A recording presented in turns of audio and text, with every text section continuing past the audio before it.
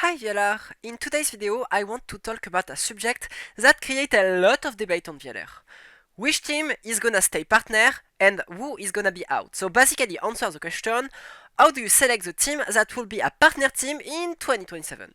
Today, I will not directly answer that question, but I will show a bunch of criteria and a method that you can use to rank every structure. But before that, we need to talk about the worst criteria you can pick to select a team. Okay, so if some of you says, for example, Heretics should be a partner team because they are one of the best team in Europe.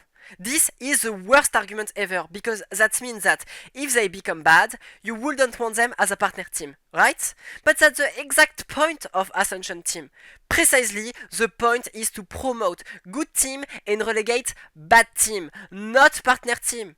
The question you want to ask for picking your partner team is, if this team ends last next year, do I still want them in the tier 1?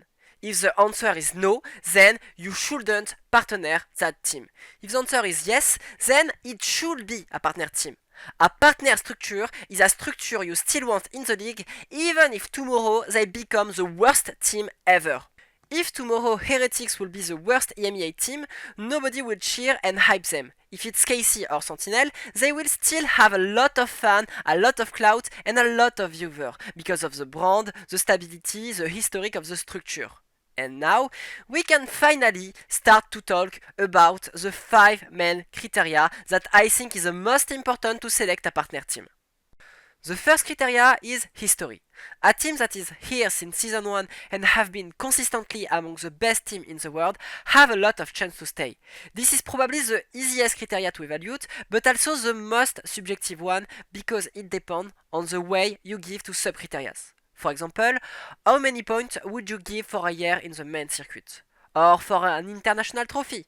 Or for a domestic trophy? Shall we reward a top 3? Shall we reward the fact a team access to international events? They are no perfect answer. Second criteria, clout. Probably one of the most important criteria, because if a team have so many fans that they manage to keep their hype even in a bad year, then it's a team that you want to have even if they are bad. Clout can be estimated by sub-criteria like number of viewers per game, but also by followers on social accounts like Twitter, but also by other miscellaneous criteria like, for example, the KCX. Third criteria, reliability. Some team works with Riot since 50 years and created no problem, were always here, proved they work well, and this does count a lot. If Detonation Focus Me ended up being partnered, it's for one reason.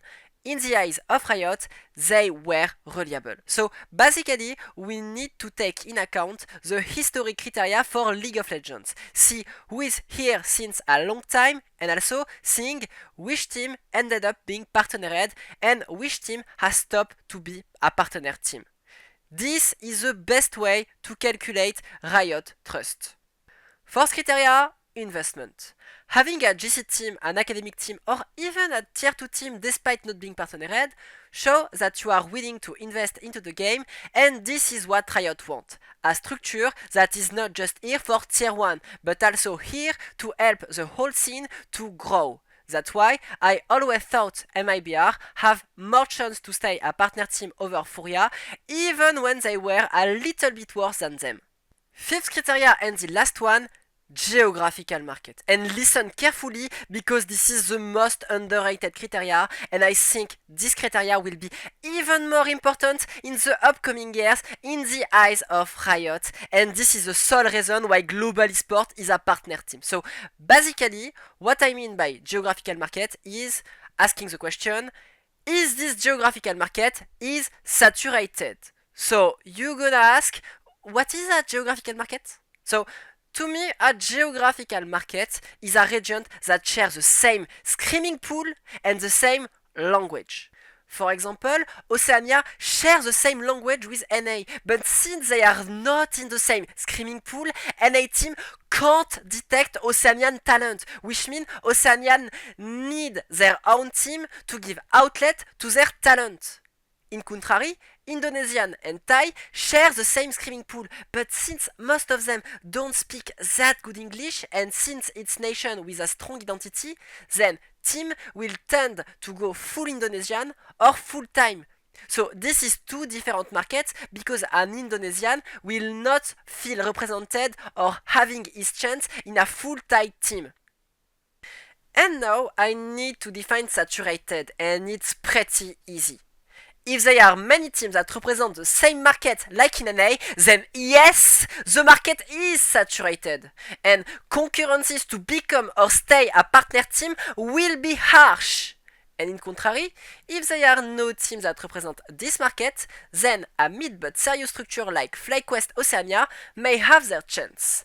A mid-Oceanian structure will bring new fans that were never represented before, while a new big NA structure will just make the slice thinner.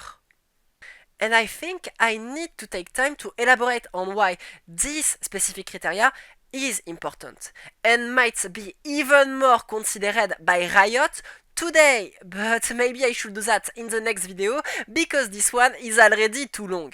So yeah, if you want to evaluate the chance of a team to become or stay partnered, you will have to check these 5 criteria: history, geographical market, clout, reliability, and investment into Valorant.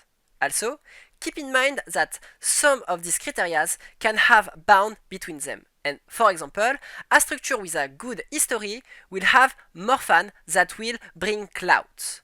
And finally, last thing, if your main argument to keep a team in partner program is this team is good, then you are giving an argument to make this team an Ascension team instead of a partner team. Anyway, thanks for listening to me, Veler, and bye!